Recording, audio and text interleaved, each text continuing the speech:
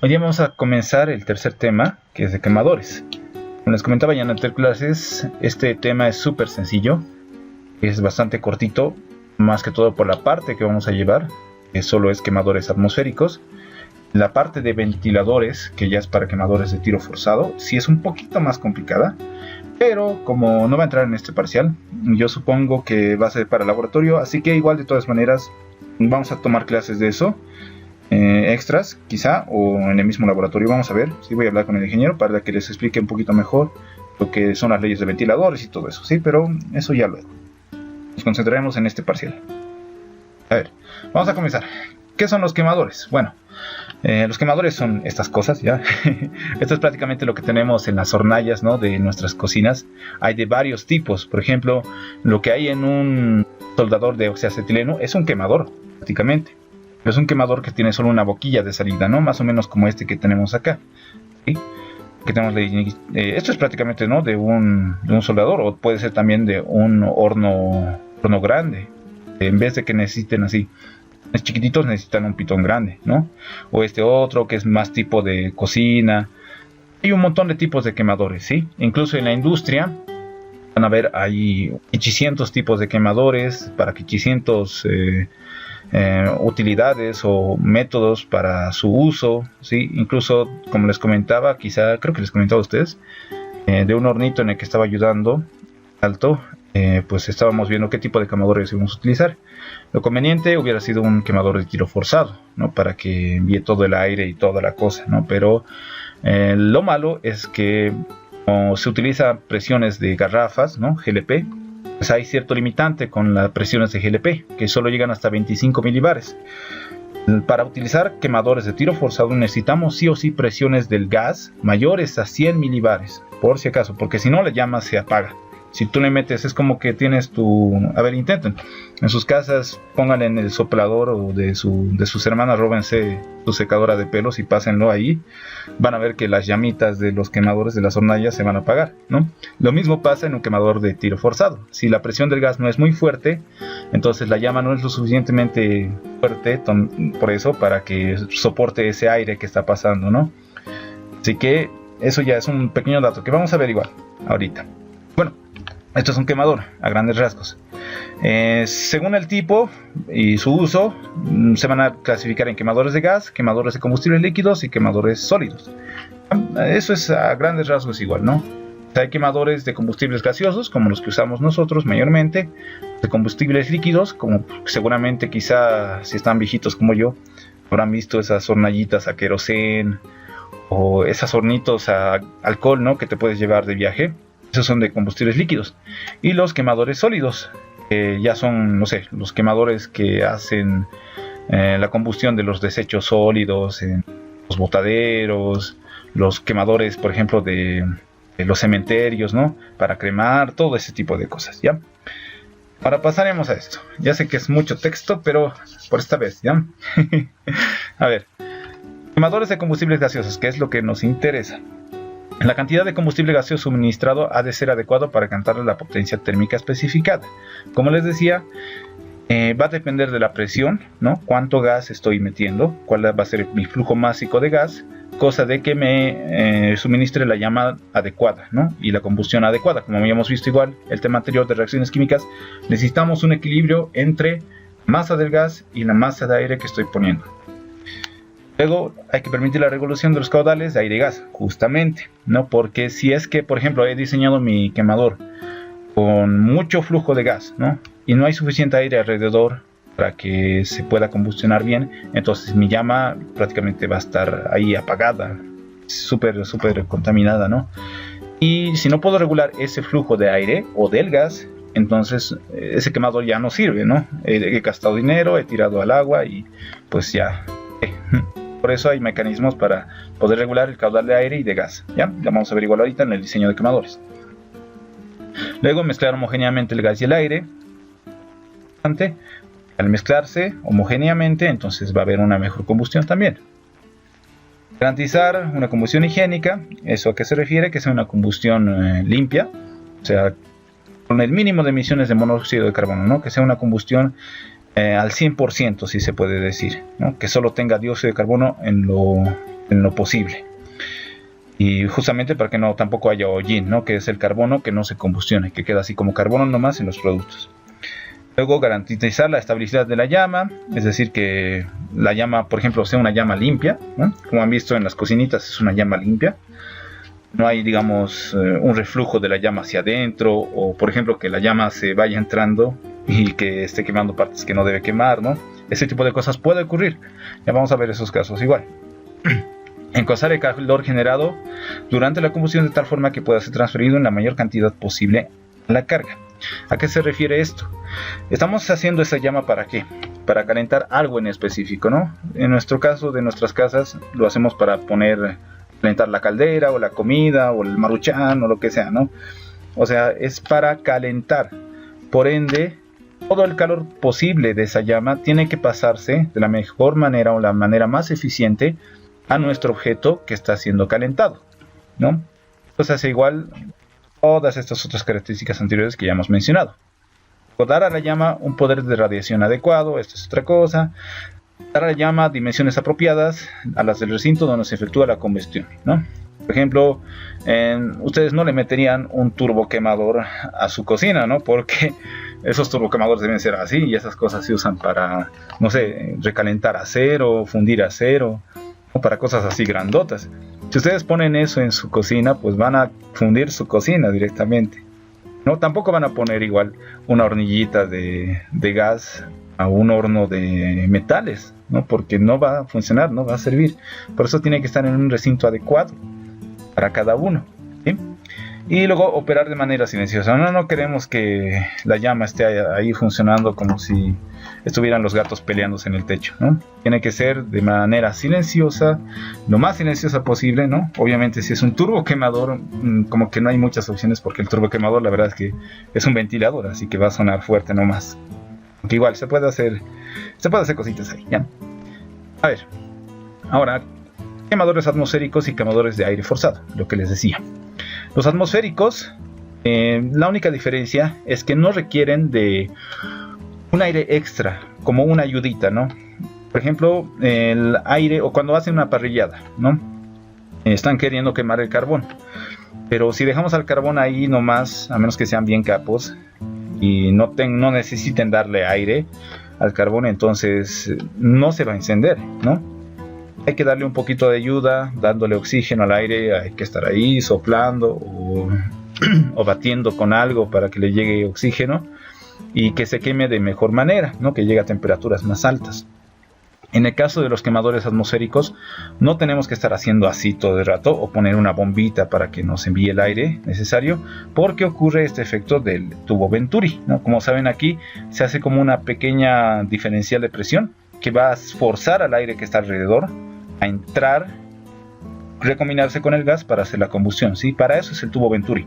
Por eso tiene esta forma. Si no, sería directamente un tubo así, con unos huequitos y que entre el aire como pueda, ¿no? Pero no, para que ese aire entre hay que crear una pequeña diferencial de presión. Y ese pequeño diferencial de presión en esta partecita de acá, ¿no? Es el que nos permite que el aire entre, se recombine con el gas y ya no tengamos así que estar nosotros dándole el aire manualmente, ¿sí? Esto es la diferencia entre los quemadores atmosféricos y los de tiro forzado. Porque, como ven, los atmosféricos funcionan solitos. Debido a su diseño ya tienen todo, ¿ya? No tenemos que darle aire. Ya saben que ellos cómo funcionar solitos. Mientras que los de tiro forzado, pues la llama es tan grande que necesita mucho oxígeno, ¿ya? Y ese oxígeno no se lo puedo dar así de manera automática. Hay que ayudarlo con un turboventilador. Este turboventilador va a tomar el aire necesario para la llama y para que ésta se combustione de manera correcta, ¿no? Esto también sirve para que ayude a la llama a tener cierta potencia extra. Por ejemplo, en el caso de los calderos, ahí se utilizan este tipo de quemadores. ¿Por qué? Porque en el caldero no es como en la cocina de nuestra casa, que se quema y luego ya los gases productos se salen por los lados, van a la atmósfera y listo, no tienen nada más que hacer. En un caldero, en todo caso, incluso un caldero pirotubular, más que todo, esos gases producto tienen que pasar por distintas fases, ¿no? Por una serie de tuberías. Y al pasar por esas tuberías hay un diferencial de presión, o sea, la presión con la que entran no va a ser la misma con la que salen. Es como que si no le ayudas, ese aire no va a pasar por esas tuberías y por ende no va a salir. Entonces para eso son los turbocirculadores, para ayudar al aire a transitar ese tipo de sistemas, ¿no? O para ayudar igual a quemarlo de manera más eficiente o con un exceso de aire cuando son presiones altas, ¿ya? Como les decía, los turboquemadores van a funcionar arriba de los 100 milibares, mientras que los quemadores atmosféricos entre 0 a 100 milibares, la presión del gas, ¿ya? Eso. Ahora vamos a lo que nos interesa, que es el diseño de quemadores atmosféricos. Aquí tenemos un diseño bastante sencillito de lo que es un quemador. Por aquí va a entrar el aire al tubo Venturi. Tenemos el inyector del gas, ¿no? De combustible gaseoso. Regulación para ver cuánto gas le estamos metiendo, ¿no? Su inyector. Este puntito de acá se va a llamar pitón. El aire primario que entra por acá. Garganta del tubo Venturi. El diferencial de presión que se hace para que el aire se vea que absorbido de sus alrededores. Y la salida. ¿Por dónde va a salir la llama ya, ¿no? Aquí se va a recombinar el aire con el gas y se va a quemar. Y va a salir ya nuestra llama. Eso a grandes rasgos. Ahora veremos ya las ecuaciones. La primera ecuación que vamos a ver es la potencia teórica del quemador, ¿ya? Como dice acá, es la cantidad de calor por unidad de tiempo que se obtiene del quemador en el proceso de combustión, ¿ya? Cantidad de calor por unidad de tiempo es kilowatts, ¿no? Es kilowatts, o sea, sería joules sobre segundo. En este caso para kilowatts, kilojoules sobre segundo. Esto se define, aquí hay dos tipos, bueno, podemos tener dos variantes de esta ecuación, ¿ya? Como ven acá tenemos flujo volumétrico por PCS, ¿ya? Como es flujo volumétrico, vamos a necesitar que el PCS esté en kilojoules sobre metro cúbico, ¿ya? Porque si no, no me sirve. No puedo eliminar metro cúbico con kilogramo, digamos, ¿no? Tengo que eliminar metro cúbico con metro cúbico, ¿sí? Pero, ¿qué pasa si tengo flujo másico? Entonces no me hago pedo, igual lo utilizo aquí, ya no tengo que convertir de flujo másico con la densidad a flujo volumétrico, no, macana. Directamente le reemplazo en vez de flujo volumétrico, flujo másico. Pero eso sí, mi PCS esta vez tiene que estar en kilojoules sobre kilogramo, ¿no? Ahí sí voy a poder eliminar masa con masa y voy a tener al final lo mismo. Voy a tener kilojoules sobre tiempo, ¿no? Segundos, minutos, horas, etc. Y voy a tener lo que estoy buscando, ¿ya? Eso es, como les decía, acuérdense, esto tiene dos interpretaciones, ¿no? Ya sea con flujo volumétrico o flujo másico. Y mi PCS va a tener que estar igual en kilojoules sobre metro cúbico, en el caso de flujo volumétrico, o kilojoules sobre kilogramo, en el caso de flujo másico, ¿ya? Y bueno, ¿qué más? PCS de poder calórico superior, kilojoules sobre metros cúbicos normales. Esto es hallado, por eso les decía, en condiciones normales, ¿no? Que es a 0 grados, una atmósfera, todo eso, ¿ya? Simplemente convertir a estas condiciones el volumen, ¿ya? Para que sea normalizado. Y eso. En este caso también se puede usar el PCI. Y como hemos visto, existe el PCS y también existe el PCI. Lo que va a pasar es que nuestra potencia con el PCI va a ser menor, ¿no? Pero estaría entre esos rangos, ¿ya? Listo, ahora potencia específica. ¿Qué es la potencia específica? Se define como la relación entre la potencia útil del quemador y el área total de salida de la mezcla aire-combustible en la cabeza del quemador, ¿ya? La potencia específica entonces es kilowatts sobre centímetro cuadrado. Esto es la potencia útil. La potencia útil es prácticamente lo que hemos hallado hace ratito, ¿no? Potencia de salida, que va a ser prácticamente mi potencia útil. Esta potencia de salida no necesariamente va a ser siempre esta. Puede que haya un factor de rendimiento que me va a definir la potencia útil de manera distinta, ¿no? Pero en sí, esta es la ecuación para la potencia específica. Potencia útil sobre área de salida, ¿ya? Nada más, así de sencillito. Y aquí está, esto es lo que les decía. Eficiencia del quemador, ¿sí? La eficiencia del quemador es la potencia útil sobre la Q suministrada. Como sabemos, no hay nada 100% perfecto en este mundo. Y los quemadores no se salvan, ¿no? Porque el quemador igual una cantidad de energía que sí va a llegar a ser utilizada y otra cantidad de energía que pues se desperdicia, ¿no? Y es distinta a la cantidad de energía que se le está suministrando en un inicio. Esto podemos despejar de esta manera. La Q suministrada es el flujo volumétrico del gas combustible por el PCS. Ah, ya, ¿esto le suena de algo? La Q suministrada es esto. QS, ¿no? flujo volumétrico, flujo másico por PCS. Eso es Q suministrada. Entonces, dependiendo de la Q suministrada, mi rendimiento, entonces puedo hallar mi potencia útil y con eso puedo hallar mi potencia específica. Imaginemos que es un quemador de eficiencia al 100%, entonces N va a ser 1. Entonces mi potencia suministrada va a ser igual a mi potencia útil. Y listo. Esto también es importante, características de la flama en un quemador atmosférico. Como les decía, aquí tenemos la entradita, la cámara de la mezcla, todo, ¿no? Presión atmosférica, zona de presión, etcétera, etcétera, etcétera. Aquí debería aparecer esto es lo que quiero mostrarles. Cuando la combustión es incompleta, tenemos este tipo de llama, ¿sí? Cuando la combustión es incompleta, igual aquí, bueno, está mejor que la anterior, ¿no? Pero sigue siendo incompleta. Esta es casi completa y esta es completa, ¿no? Esto, como les recuerdo, se parece bastante para los que ya han visto quemadores de oxiacetileno, aunque no creo que hayan visto, ¿no? Es la macana de que sea virtual las clases, aunque por ahí ya han ido al instituto, no sé, pero tienen que ver sí o sí un quemador de oxiacetileno al menos una vez en su vida. ¿Qué? Al oxiacetileno. ¿Ya lo han visto? Sí. Ah, ya, súper. ¿En el IME o lo han visto así aparte? En el IME. Ah, ya, genial. Entonces creo que ya están yendo, ¿no? Porque la anterior he visto a los de neumática ahí pasando clases.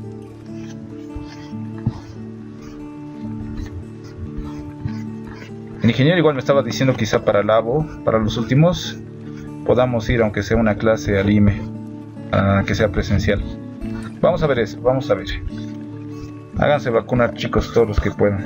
Incluso ya están vacunados tercera dosis y es para todos. Así que aprovechen.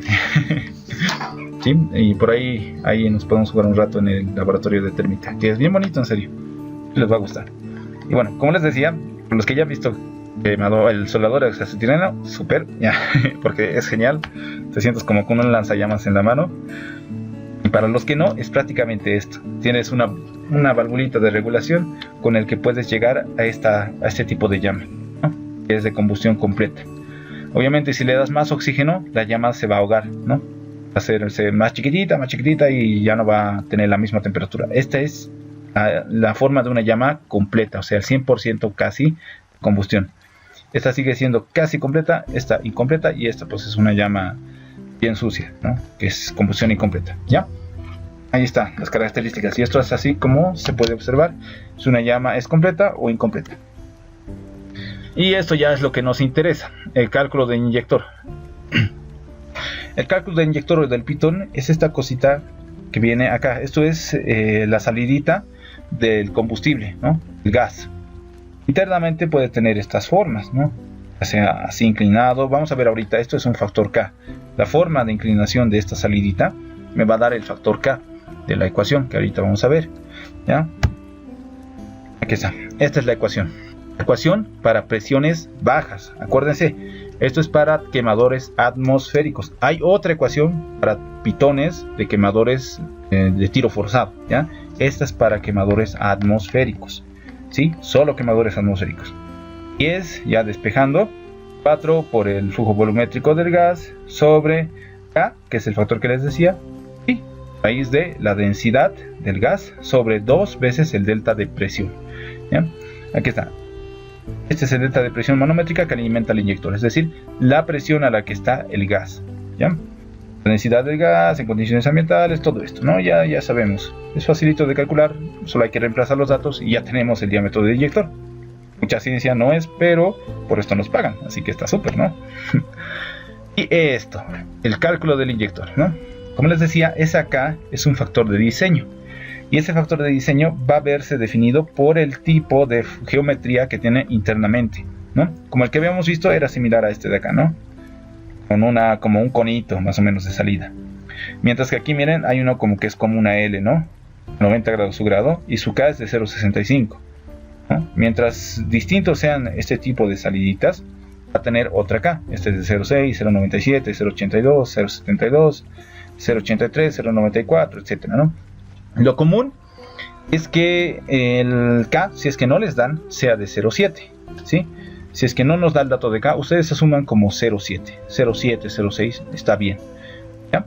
porque como ven varía entre esos dos rangos, entre 0.6 a 0.9. ¿Ya? Eso es. Bueno, y ahora sí, esto es la geometría de un quemador atmosférico. Ya hemos calculado el pitoncito, ya tenemos ese huequito chiquitito por donde va a salir el gas. Nos falta el quemador en sí, va a ser el tubo Venturi. Este es el tubo Venturi, todo esto de acá. Este tubo Venturi, pues igual hay que diseñarlo. Y aquí están todas sus geometrías que necesitamos calcular. El DC, a ver qué es el DC, es el diámetro de convergencia, ¿no? Este de acá, dentro. ¿Qué es el DS? Es el diámetro de salida, ¿no? Por donde va a salir.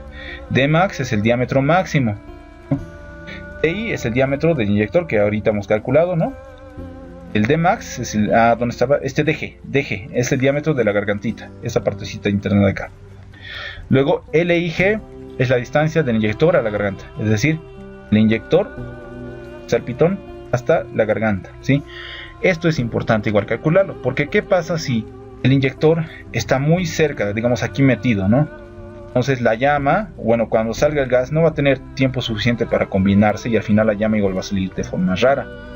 De igual manera, si está muy lejos, pues el gas va a escaparse por los bordes y no va a haber suficiente gas que entre acá, la llama igual esté bien, ¿no?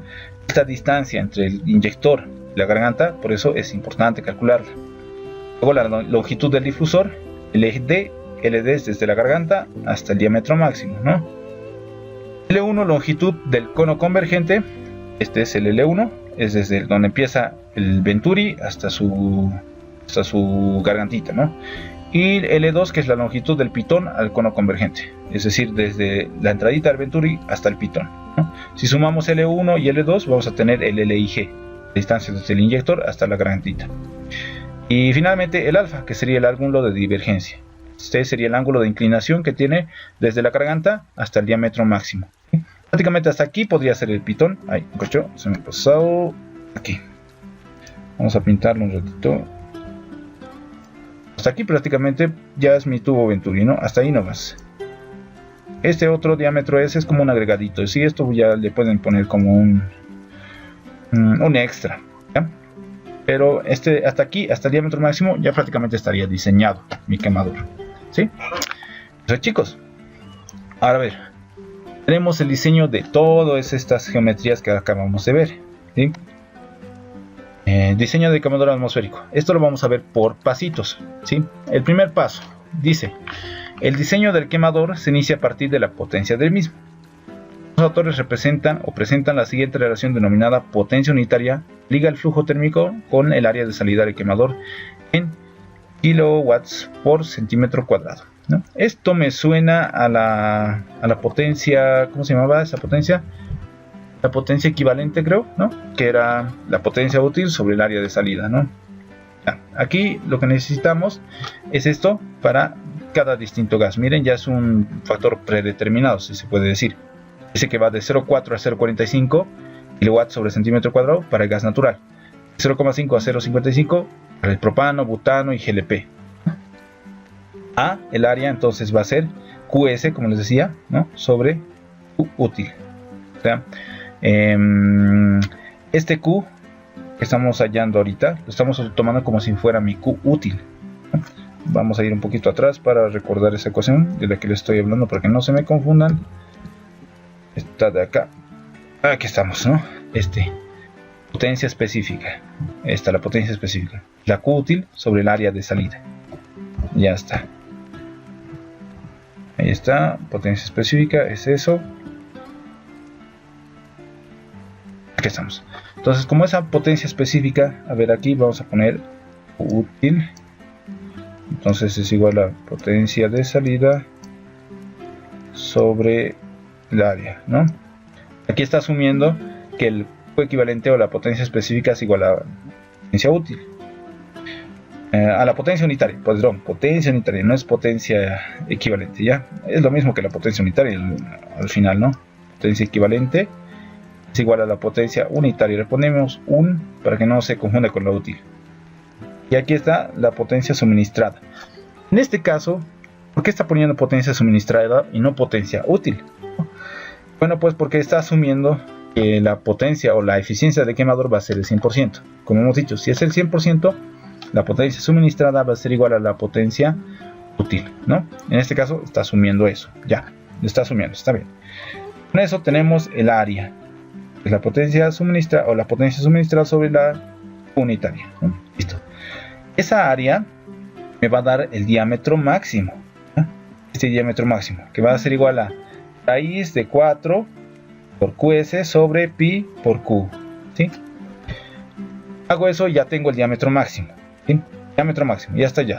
Ahora el paso 2, con el diámetro máximo puedo determinar el diámetro de la garganta, que es mediante esta relación experimental igual, que es 0,632 diámetro máximo. Con eso calculo el diámetro de la garganta, listo. Ahora calculo la longitud del difusor, usando otra relación igual, que es de 6 a 7 diámetro de la garganta. Ven es pasito a pasito. Tengo un dato, con ese dato hallo el siguiente, con ese otro dato hallo el siguiente, y así, y así, y así, ¿no? Una vez que tengo igual el diámetro de la garganta, puedo hallar también el LIG, la del inyector a la garganta, ¿no? 2,2 dg más 15 milímetros, ¿sí? Todas estas son relaciones experimentales, o sea, después de que mucha gente seguramente ha hecho quemadores, se ha quemado con algunos y pues han dicho, este funciona, este no, ¿no? Yo creo que eso ha pasado. Para las dimensiones determinadas son teóricas, sin embargo se pueden ser reajustadas, es decir, nosotros sacamos estos valores, ¿no? Ya, hemos calculado esos valores, pero ahora tenemos que, o podemos reajustarlos con estos otros parámetros, ¿no? Por ejemplo, el LIG tiene que ser entre 2,5 dg y 4 dg. El DC, ¿no? Que es el diámetro de entrada, mejor dicho, del Venturi, va a ser de 1,5 dg a 2,5 dg. Diámetro de salida, 13 dg. Aquí creo que está mal, esto debería ser 13 dg, ¿no? Falta algo. Se lo voy a revisar qué falta acá, pero falta algo aquí, ¿sí? Falta algo. L2 es menor que dg. 1,5 dg es entre el diámetro máximo y 2,5 dg, ¿no? Y L1 tiene que ser mayor que L2. Si cumples estos parámetros, pues ya está. ¿Sí? Aquí dice la cámara del tubo de mezcla forma dos conos, convergente y divergente. O sea, el que entra y luego el que se expande, ¿no? El cono divergente, espero cachito, está muy oscuro. Ahora sí. El cono divergente favorece la disminución de rozamiento, el mejoramiento de la mezcla aire-combustible y disminución de la velocidad del flujo mezclado. Se recomienda evitar ángulos muy pronunciados, de 3,5 a 5. Es decir, el cono que sale, ¿no? Ese ángulo alfa, hay que evitar que sea mayor, 3,5 a 5, ¿sí? Tiene que estar entre estos valores. Y el tubo de la mezcla se transforma la energía cinética en energía potencial. Todo esto ya es flujo ¿cómo se llama? Mecánica de fluidos, ¿no? Toda esa magia que ocurre ahí en el Venturi para que, como les decía, absorbe el aire, haya un diferencial de presión y toda esa cosa, ¿ya? Y eso es todo. Eso es todo de quemadores, chicos, ¿sí? Así de facilito. Con eso hemos terminado la parte teórica.